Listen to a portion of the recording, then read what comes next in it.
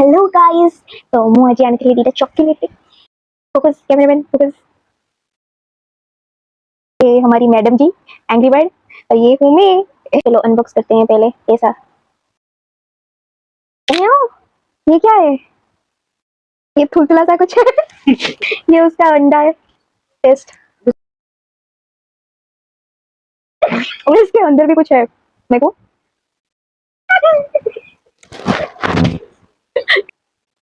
Test यार बहुत बहुत भलो। अपन मैंने नियति ट्राई करिए। इसके अंदर भी देखो, ये देखो। तुम एक्सप्रेशन कर देला बहुत टेस्टी, बहुत टेस्ट गाइस। तो सेकंड वाला ये हो मु और क्या खोल के देखा। मुझे से खोलना नहीं हो रहा यार। जीवन में जब पाठ पढ़ा देती फोकस नहीं करना। ये कौन नहीं कौन कर पकड़ानी मो।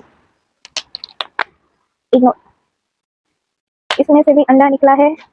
वही कुछ स्क्विशी स्क्विशी सा तुलतुलिया अंडा बाहर इची का टेस्ट बहुत बढ़िया क्योंकि खाई वाली को पड़ा मुझे नहीं। ये अच्छा है टेस्ट। क्या है गाइस आपण मैंने जानि पड़िया टेस्ट केते भलो। Must try. निहाती भाबरे ट्राई करंतु। नियन 10 मिनिट पर